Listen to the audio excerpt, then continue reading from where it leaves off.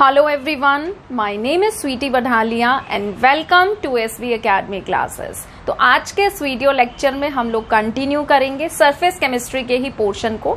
एक video lecture हम लोगों ने ऑलरेडी अपलोड कर लिया है जिसमें हम लोगों ने इंट्रोडक्शन देखा था कि सरफेस केमिस्ट्री में बेसिकली हम लोग ऐसे प्रोसेसेस के बारे में डिस्कस करेंगे जो सरफेस पर होते हैं, जो किसी चीज के सतह पर होते हैं। ठीक है, फिर उसके बाद हमने कुछ इंपॉर्टेंट टर्मिनोलॉजी के बारे में डिस्कस किया था, इंपॉर्टेंट टर्म्स के बारे में डिस्कस किया था जो सरफेस केमिस्ट्री के एड्सॉर्प्शन प्रोसेस में यूज होने वाली हैं। ठीक है, तो अगर हम बात करें एड्सॉर्प्शन प्रोसेस की, तो एड्सॉर्प्शन प्रोसेस में क्या होता है कि कुछ भी एड्सॉर्बेट के पार्टिकल्स जाकर एड्सॉर्बेंट की सरफेस पर जमा हो जाते हैं, जिसे हम एड्सॉर्प्शन प्रोसेस कहते हैं। एड्सॉर्प्शन प्रोसेस की अगर हम बात करें तो बेसिकली ये दो टाइप का होता है। ठीक है, दो तरीके से हमें देखने को मिलता है। एक होता है हमारे पास फिजिकल एड्सॉर्प्शन और दूसरा हमारे पास होता है केमिकल एड्सॉर्प्शन। फिजिकल एड्सॉर्प्शन को हम फिजियोसॉर्प्शन भी कहते हैं और केमिकल एड्सॉर्प्शन को हम केमिसॉर्प्शन भी कहते हैं। तो आज का जो हमारा वीडियो लेक्चर रहेगा वो इन्हीं दोनों टर्म्स के डिफरेंस के बेसिस पर रहेगा। ठीक है, तो चलिए स्टार्ट करते हैं। अगर हम बात करें फिजिकल एड्सॉर्प्शन की, तो नाम से ही पता चल रहा है कि फिजिकल एड्सॉर्प्शन में कुछ ना कुछ फिजिकल फोर्स जो है या एक नेचुरल फोर्स जो है वो एग्जिस्ट करते हैं। अब आपके दिमाग में आ रहा होगा कि सारी फोर्सेस नेचुरल ही होती हैं, है ना।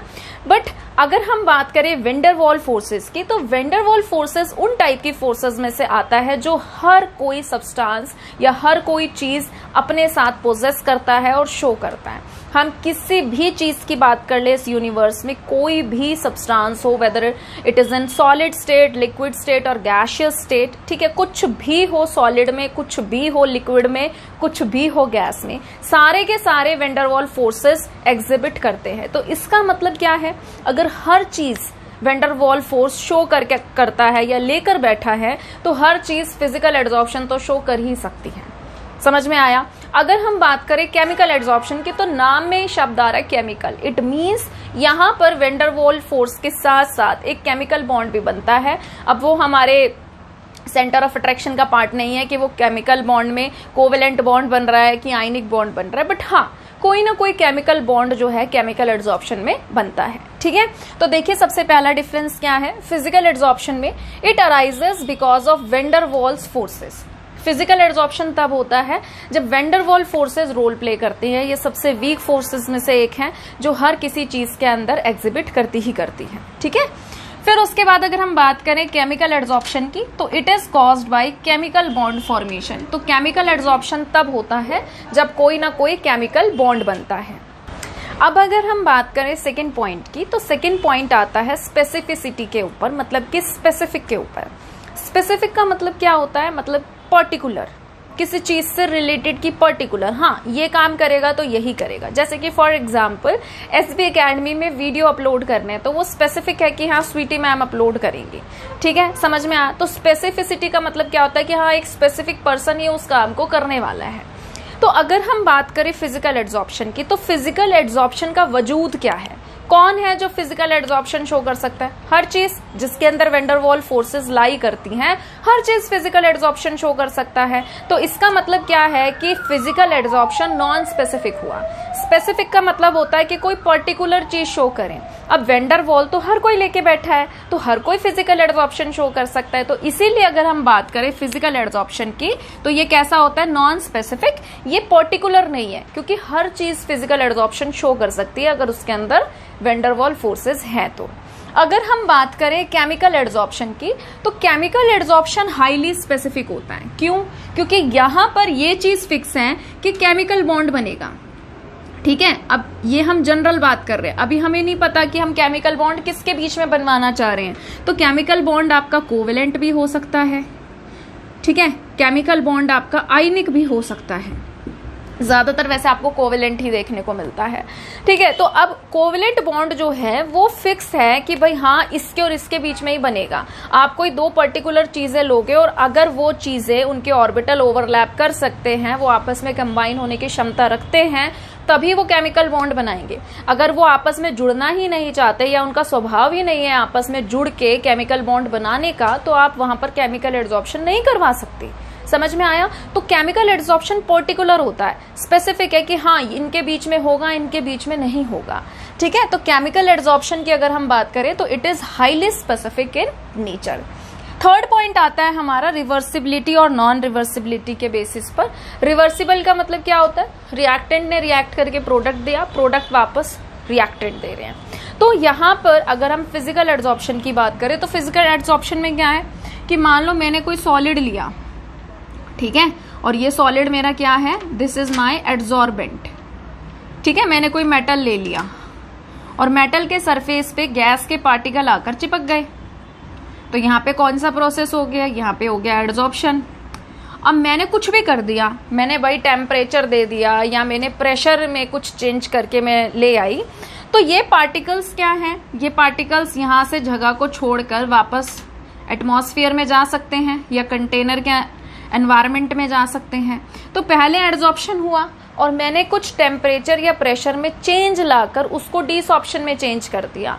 तो क्योंकि यहाँ पर एड्सॉर्बेट और एड्सॉर्बेंट के बीच में क्या है, वीक वैन डर वाल फोर्सेस हैं, ठीक है। वीक वैन डर वाल फोर्सेस ज्यादा स्ट्रांग फोर्सेस नहीं होती, तो वो बेचारे अट्रैक्ट भी अगर हो जाते हैं जल्दी तो वो हट भी जाते हैं जल्दी। वीक फोर्स है, उसको फटाफट झट से कोई चेंज कर सकता है। अगर टेम्परेचर या प्रेशर में कोई बदलाव अगर हम ले आए तो फिजिकल एड्सॉर्प्शन जितने अच्छे से हो जाता है उतने ही अच्छे से हट भी जाता है। समझ में आया। अगर हम बात करें केमिकल एड्सॉर्प्शन की तो यहाँ पर कैसा बॉन्ड बनता है, केमिकल बॉन्ड। अब केमिकल बॉन्ड एक बार बन गया तो मतलब बन गया, ठीक है। एक बार केमिकल बॉन्ड बन गया मतलब बन गया। अब आप टेम्परेचर या प्रेशर जैसी चीजें लगा के उसको वापस डिसॉर्प्शन नहीं कर सकते। तो अगर हम बात करें केमिकल एड्सॉर्प्शन की तो इट इज क्या है, ये एन इरिवर्सिबल प्रोसेस। जबकि अगर हम बात करें किसकी, फिजिकल एड्सॉर्प्शन की, तो ये कैसा होता है, रिवर्सिबल प्रोसेस, ठीक है। फिर फोर्थ पॉइंट आता है हमारा एंथैल्पी ऑफ एड्सॉर्प्शन।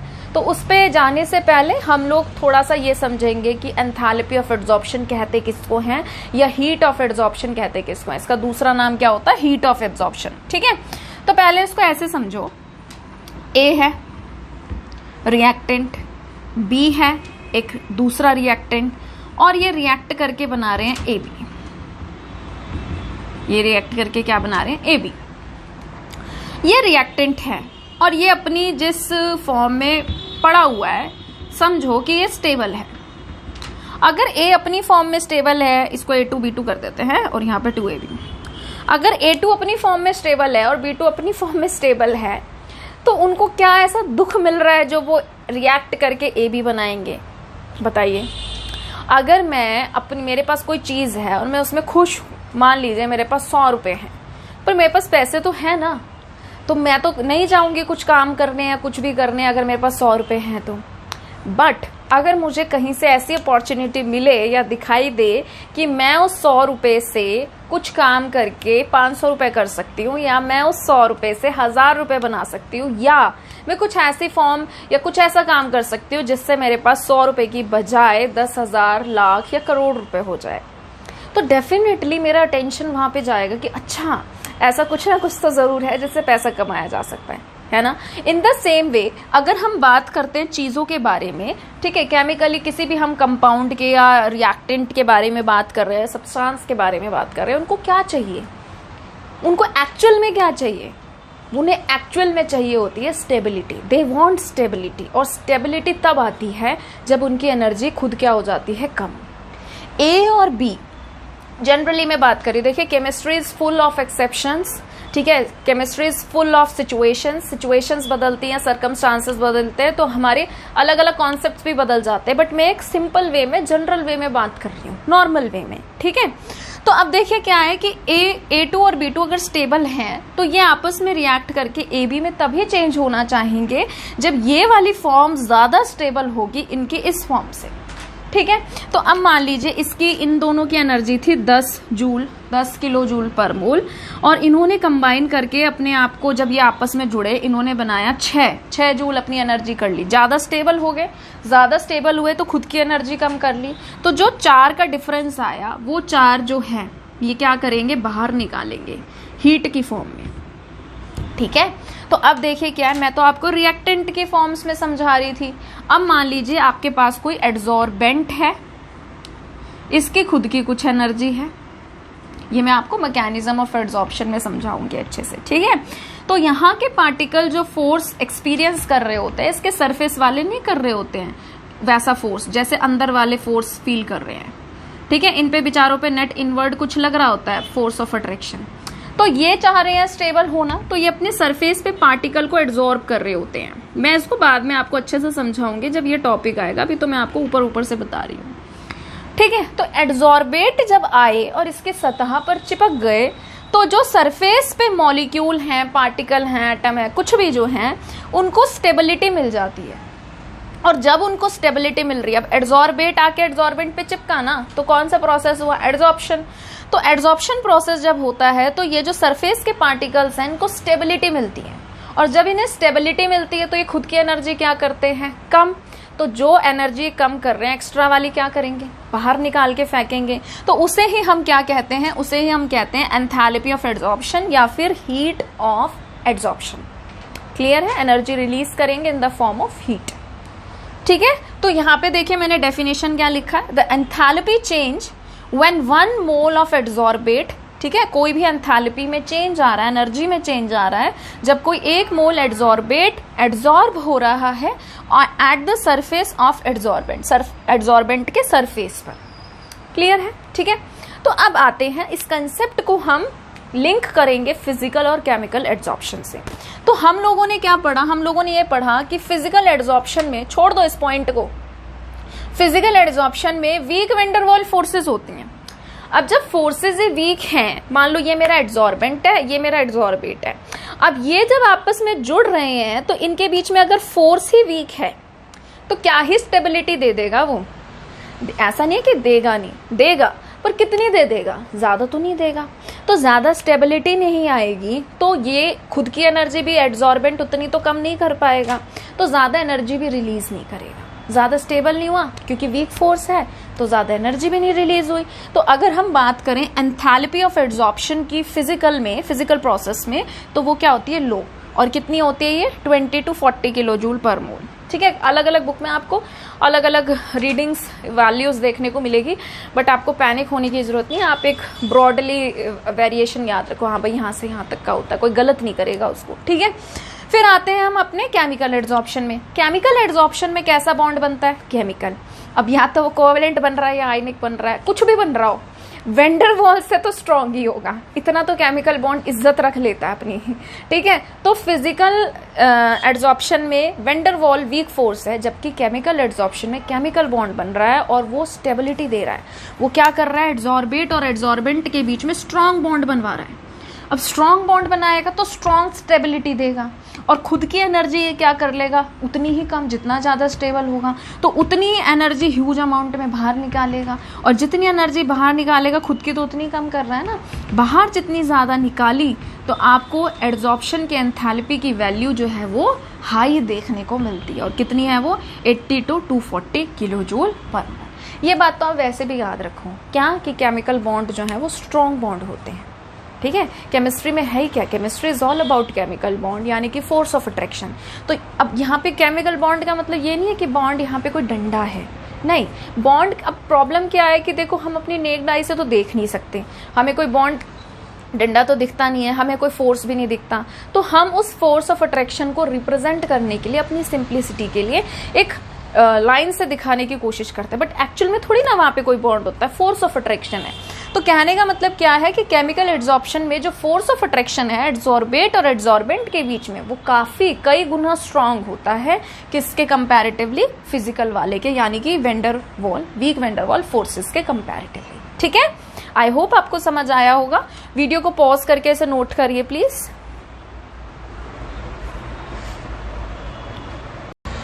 ठीक है, चलिए आगे बढ़ते हैं नेक्स्ट डिफरेंसेस की तरफ, फिजिकल और केमिकल एड्सॉर्प्शन से रिलेटेड। तो नेक्स्ट हमारे पास जो डिफरेंस है वो क्या है कि अगर हम फिजिकल एड्सॉर्प्शन की बात करें तो यहाँ पे कोई कंपाउंड फॉर्म नहीं होता, ठीक है।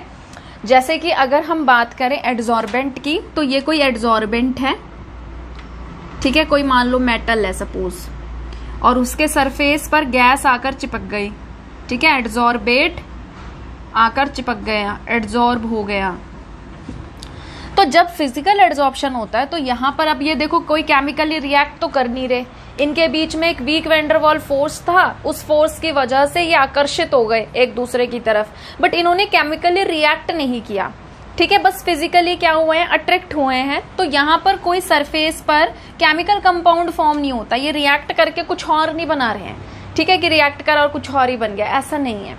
बट अगर हम बात करें केमिकल एड्सॉर्प्शन की तो यहाँ पे क्या होता है, सरफेस कंपाउंड्स आर फॉर्म्ड। यहाँ पे क्या होगा कि अगर कोई गैस आके यानी कि कोई एड्सॉर्बेट आकर अगर एड्सॉर्बेंट के सरफेस पर चिपक रहा है और केमिकल एड्सॉर्प्शन अगर हो रहा है तो वो केमिकली रिएक्ट करेंगे और रिएक्ट करके वो कुछ सरफेस पे कंपाउंड बनाएंगे। जैसे कि सबसे बढ़िया एग्जांपल है इसका लोहे में जंग लगना, है ना, रस्टिंग ऑफ आयरन। मेटल है, मेटल के सरफेस पर in the presence of oxygen जो कि एयर से मिल जाती है और मॉइस्चर, तो वो रिएक्ट करके क्या बनाते हैं, रस्ट बनाते हैं।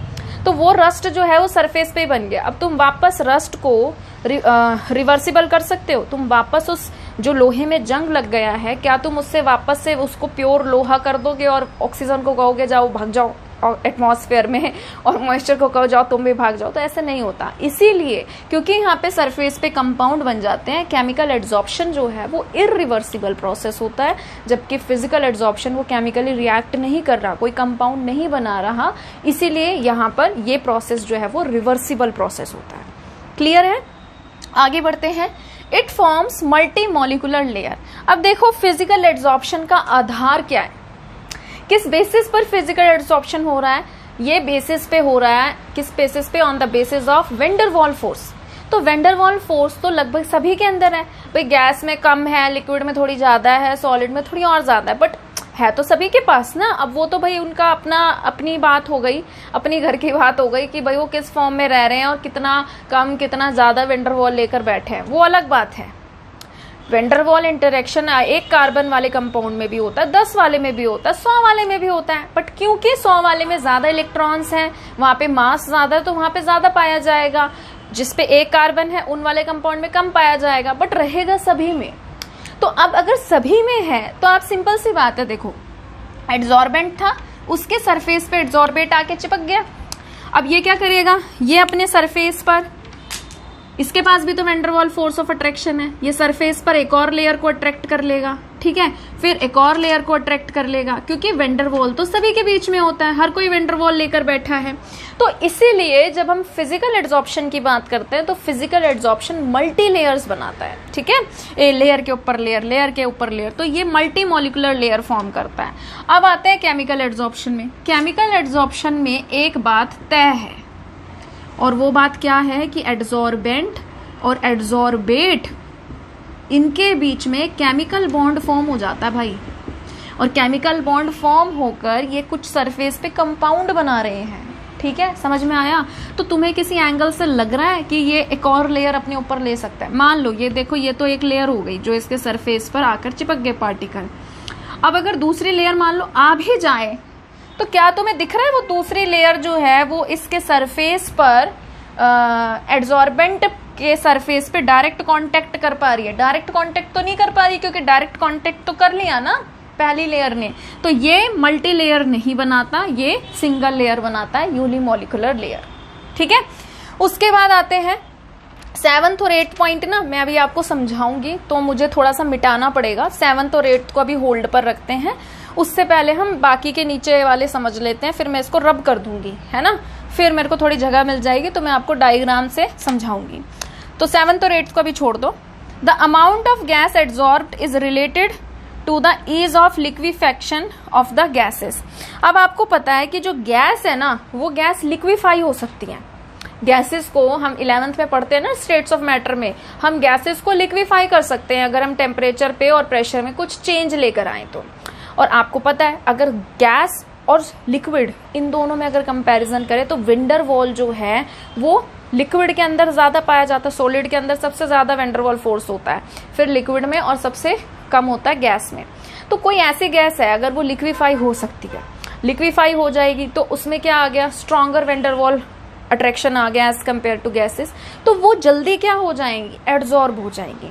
तो यहाँ पे अगर हम फिजिकल एड्जॉर्प्शन की बात करें ना, तो कितना अमाउंट ऑफ गैस एड्जॉर्ब होगा, कितनी गैस एड्जॉर्ब हो रही है, वो इस बात से रिलेट करती है कि उस गैस का लिक्विफिकेशन की वैल्यू जो है या उसकी संभावना जो है वो कैसा है, नेचर जो है वो कैसा है। यहाँ पे कुछ नहीं है ऐसा, यहाँ पे तो इस बात से मतलब ही नहीं है लिक्विफाई हो रही है कि नहीं हो रही है। यहाँ पे तो मतलब इस बात से है कि जिन दो चीज़ों के बीच में हम एड्जॉर्प्शन प्रोसेस करवाना चाह रहे हैं, क्या वो एक दूसरे के साथ केमिकल बॉन्ड बनाने में सक्षम है तो आगे बढ़ो केमिकल एड्जॉर्प्शन में, नहीं है तो केमिकल एड्जॉर्प्शन का तो फिर वजूद ही नहीं है वहाँ पे। समझ में आया? तो यहाँ पे कुछ लेना देना नहीं है उसका कि वो भाई लिक्विफाई होगी नहीं होगी, क्योंकि वेंडर वॉल होगा कि नहीं होगा। यहाँ पे तो इस बात से मतलब है कि हाँ, कि वो केमिकली बॉन्ड बनाने में एक दूसरे के साथ कैपेबल हैं या नहीं। समझ में आया? ये काफी स्पेसिफिक होता है केमिकल एड्जॉर्प्शन, ठीक है। जैसे हम बड़े स्पेसिफिक होते हैं कि यही हमारा बेस्ट फ्रेंड है ना, इसी के साथ ये वाली पर्टिकुलर चीजें हम शेयर करेंगे, किसी हर सारे फ्रेंड्स के साथ हम वो बातें शेयर नहीं कर सकते। तो केमिकल एड्जॉर्प्शन भी बड़ा स्पेसिफिक होता है, किसी के साथ केमिकल बॉन्ड बनाऊंगा, ये नहीं कि हर किसी के साथ बनाता हुआ चल रहा हूँ, ठीक है। तो उसमें वो किसके साथ बनाता है किसके साथ नहीं, उसमें फिर बहुत सारी चीजें आ जाएंगी। देखो साइज आ गया, फिर इलेक्ट्रॉन देने और एक्सेप्ट करने की क्षमता आ गई, फिर उसके बाद ये भी आ गया कि इलेक्ट्रॉन देना पसंद करेगा, लेना पसंद करेगा या शेयर करना पसंद करेगा। तो बहुत सारी चीजें हैं जो रोल प्ले करती हैं, ठीक है। फिर उसके बाद है 10th और 11th ना, कोई डिफरेंस नहीं है, ठीक है, बट क्योंकि पॉइंट था तो मैंने यहाँ पे लिख दिया। It increases with increase in the surface area of the adsorbent, इसमें भी सेम है। It also increases with increase in the surface area of the adsorbent. अब देखो ये तो सिंपल सी बात है, मैंने एक बिछा दी बेटा चटाई छोटी सी है, और मैंने कहा बच्चों बैठो तो 4 ही बच्चे बैठ पा रहे हैं, चलो लो 6 बिठा दिए। अब मैंने एक बिछा दी दरी, इसमें बहुत सारे बच्चे बैठ पा रहे हैं। तो एड्जॉर्बेंट का जितना ज्यादा सरफेस एरिया होता है, एड्जॉर्बेट उतना ही ज्यादा उसके पार्टिकल उतना ही ज्यादा आके चिपक पाते हैं और उतना ही अच्छा या उतना ही ज्यादा एड्जॉर्प्शन शो करते हैं। तो बहुत सिंपल सी बात है, तो जितना ज्यादा एड्जॉर्बेंट का सरफेस एरिया रहेगा, पार्टिकल्स उतना ही ज्यादा उसके सरफेस पे आके चिपक पाएंगे और उतना ही ज्यादा एड्जॉर्ब हो पाएंगे, ठीक है। तो यहाँ पे यही बात लिखी है कि ये फिजिकल एड्जॉर्प्शन बढ़ता है जैसा जैसा सरफेस एरिया बढ़ता है एड्जॉर्बेंट का, और इसमें भी सेम चीज है। उसके बाद है प्रेशर वाली बात, it increases with increase of pressure, it also increases with increase of pressure. तो ये भी देखो कॉमन सी बात है, कैसे देखो दोनों में सेम है।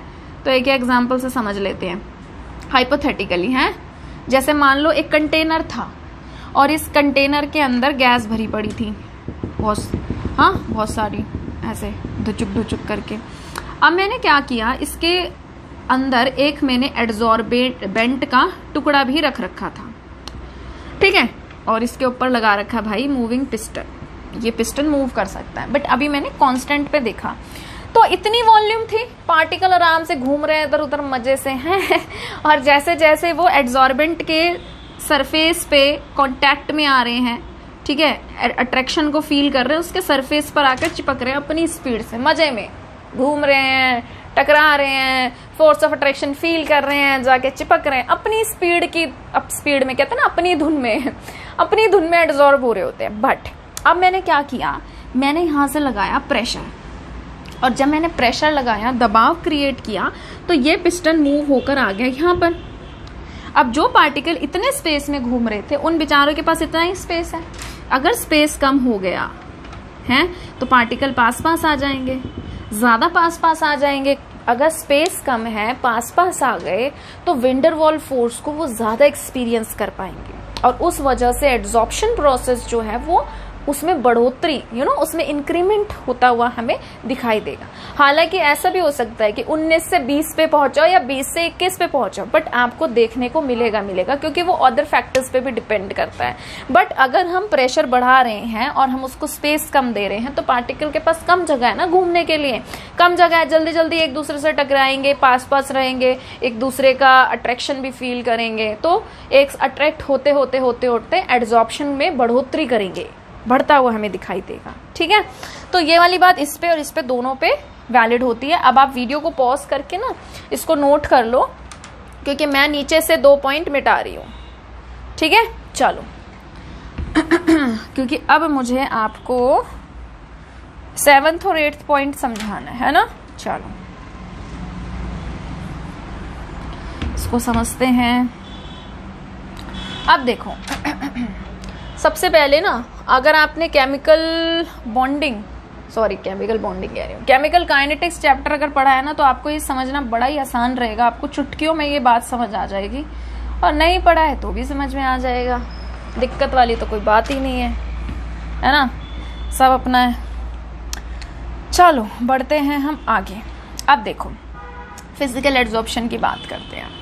फिजिकल एड्सॉर्प्शन में क्या हुआ कि फिर से एज्यूम करो एक कंटेनर था, इस कंटेनर में एक एड्सॉर्बेंट का टुकड़ा था, और इसके कंटेनर में हमने भर रखी थी गैस, और वो गैस ढुचुक ढुचुक करके उसके पार्टिकल्स घूम रहे थे।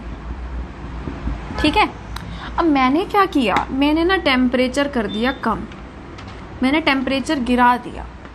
तो जब मैंने टेम्परेचर कम किया तो ये क्या होगा, देखो बाहर का मैंने टेम्परेचर कम कर दिया। मान लो कि आपके पास ये आइसोलेटेड वॉल्स नहीं है, ठीक है, यहाँ पे आपके पास सिर्फ क्लोज कंटेनर है, आइसोलेटेड वॉल्स नहीं है, तो मैंने बाहर का टेम्परेचर कम कर दिया। अब अंदर के पार्टिकल्स क्या करेंगे, बाहर के पार्टिकल्स के साथ थर्मल इक्विलिब्रियम में आने की कोशिश करेंगे। इसका सबसे बढ़िया एग्जांपल आप देख सकते हो, जैसे कि मान लो अब गर्मियों का दिन है, मैं गई और मैंने फ्रिज में से एक पानी की ठंडी ठंडी बोतल निकाली और लाके टेबल पे रख दी। तो थोड़ी देर में क्या होगा, पानी धीरे धीरे ना गर्म होने लगेगा, बट इतना गर्म नहीं होगा कि उबलने लग गया, उतना गर्म होगा जितना कि रूम टेम्परेचर है, और जो भी वातावरण का वो है तापमान है, टेम्परेचर है, उसके अकॉर्डिंग पानी उतना गर्म हो जाएगा। एक और एग्जांपल समझो, मान लो मैं रसोई में गई और मैं चाय बना के लेके आई, मैंने टेबल पे रख दी, सर्दियों के दिन है, अज्यूम कर लो, तो चाय जो है वो ठंडी होने लगेगी, बट इतनी ठंडी थोड़ी ना होने लगेगी कि उसकी बर्फ जम जाएगी, है ना। मान लो मैं टेम्परेचर, ये मेरे जिस टेम्परेचर पे मैं रह रही हूँ, मान लो 16 डिग्री है, तो कितनी ठंडी हो जाएगी, इतनी ठंडी थोड़ी होगी कि 0 डिग्री पे पहुंच गई है और उसमें बर्फ जम रही है या और लो चली गई है। तो जिस भी चीज़ की हम बात कर रहे होते हैं उसे हम सिस्टम कहते हैं, और उसको छोड़ के बाकी सब चीज़ें जो हैं वो सराउंडिंग होता है। तो सिस्टम और सराउंडिंग आपस में थर्मल इक्विलिब्रियम में आने की कोशिश कर रहे होते हैं। अब मैंने क्या किया, इस टाइम ये मेरा अंडर ऑब्जर्वेशन चल रही है चीज़, तो ये मेरा सिस्टम है, इसको छोड़ के बाकी सब चीज़ें क्या है, दैट इज सराउंडिंग। मैंने क्या किया, बाहर का टेम्परेचर, सराउंडिंग का टेम्परेचर कम कर दिया। अब अंदर वाले कहेंगे आइला हमारा टेम्परेचर तो बहुत ज़्यादा है, ठीक है, तो ये क्या करेंगे, ये अपनी एनर्जी को ना रिलीज करेंगे कि भैया निकलो, हमें तो थर्मल इक्विलिब्रियम अटेन करना है। अब ये जब पार्टिकल अपनी एनर्जी को रिलीज करेंगे तो इनके पास कोई थोक की दुकान तो है नहीं, है कोई ऐसा भंडार तो है नहीं, बेचारों के पास खुद के पास भी तो एक लिमिटेड अमाउंट में एनर्जी है ना, हर चीज़ एक लिमिटेड अमाउंट में होती है, अनलिमिटेड तो कुछ भी नहीं है।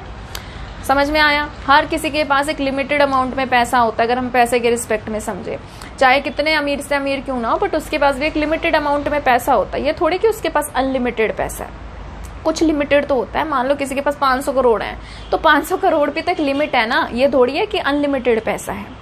तो पार्टिकल्स के पास भी खुद के पास कुछ ना कुछ एनर्जी है। अब उसमें से अगर ये कुछ एनर्जी को बाहर निकाल देंगे तो इनकी सेल्फ एनर्जी क्या हो जाएगी, कम, और जब इनकी खुद की एनर्जी कम हो जाएगी, देखो ओवरऑल एनर्जी कम हुई है तो सारी एनर्जी कम हो जाएगी, काइनेटिक एनर्जी भी कम हो जाएगी।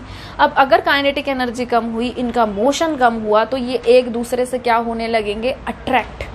मोशन कम हो गया ना, पहले भाग रहे थे इधर उधर, ले दबा दब है, अब जब वो भागना या मूवमेंट जो है वो धीरे धीरे कम हो जाएगी, तो वो एक दूसरे का जो वीक फोर्स ऑफ अट्रैक्शन है, वेंडर वॉल, फिजिकल पढ़ रहे हैं याद रखना, भूल मत जाना। तो वेंडर वॉल फोर्स जब वो एक दूसरे का अट्रैक्ट करने लगेंगे तो अट्रैक्ट होते होते पास आएंगे, है ना, और पास आएंगे तो धीरे धीरे क्या हो गए, वो इस पे एड्सॉर्ब होने लगेंगे, तो एड्सॉर्प्शन प्रोसेस होगा। तो यहाँ पे क्या लिखा है कि ये टाइप का जो एड्सॉर्प्शन है ना, ये यूजुअली टेक प्लेस होता है लो टेम्परेचर पे। समझ में आया। अब पार्टिकल आ गए, इसके सरफेस पर चिपक गए। अब समझो दूसरा तरीका, अब मैंने क्या किया, मैं इसको एनर्जी दे रही हूँ सिस्टम को, ले भाई एनर्जी ले तू। तो अब एनर्जी दे रहे हैं तो एनर्जी ये हीट की फॉर्म में मिल रही है इनको, ये एनर्जी एब्जॉर्ब करेंगे तो इनकी ओवरऑल एनर्जी बढ़ेगी, ओवरऑल एनर्जी बढ़ेगी तो उसमें से काइनेटिक एनर्जी भी बढ़ेगी, मोशन बढ़ेगा। तो पहले तो ये वाइब्रेट जोर जोर से करना स्टार्ट होंगे, फिर एक दूसरे को टक्कर मारेंगे, फिर उसके बाद ये सरफेस को छोड़ के वापस अपने एटमॉस्फेयर में भागेंगे। तो नेक्स्ट लाइन यहाँ पे क्या लिखी है, and decreases with increase in temperature.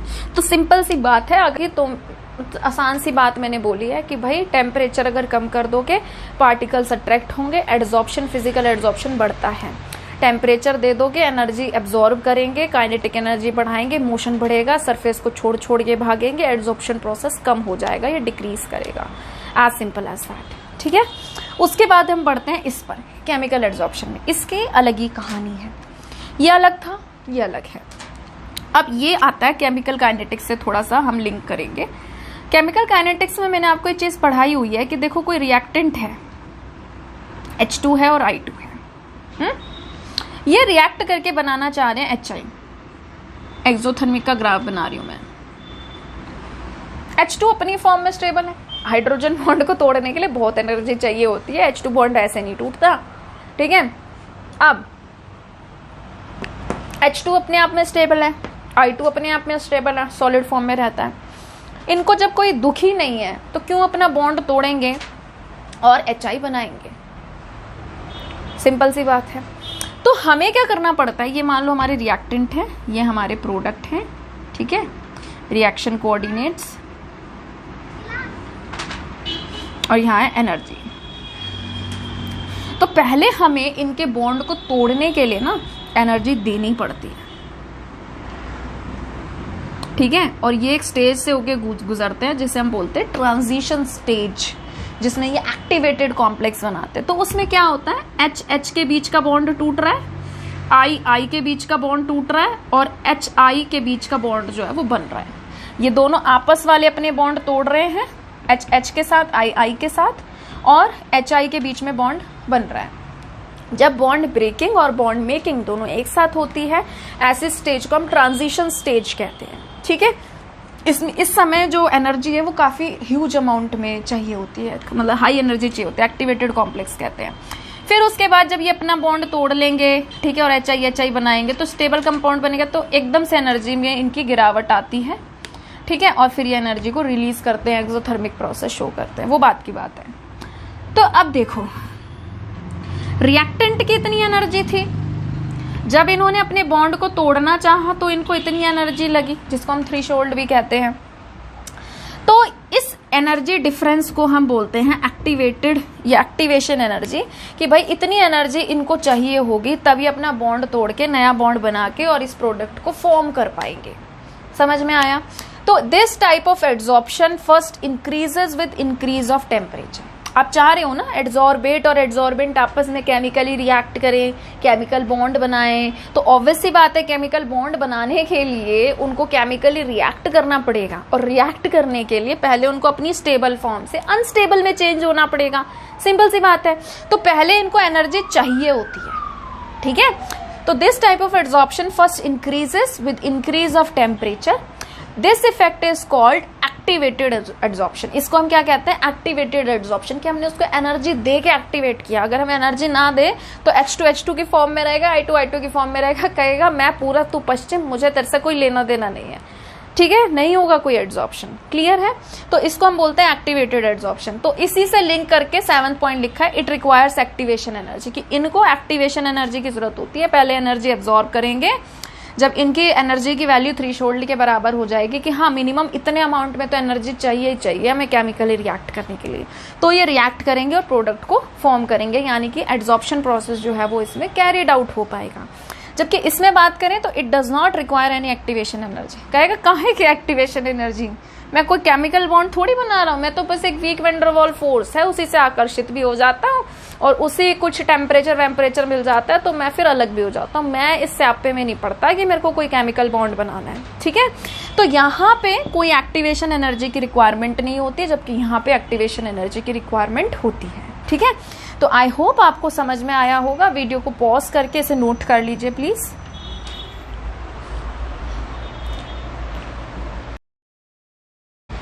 तो आज के लिए इतना ही, और अगर आपको ये वीडियो पसंद आया है तो प्लीज इसे लाइक करिए, शेयर करिए, चैनल को सब्सक्राइब करिए। जल्दी मिलेंगे एक नई वीडियो के साथ। अपना ध्यान रखिए। Thank you.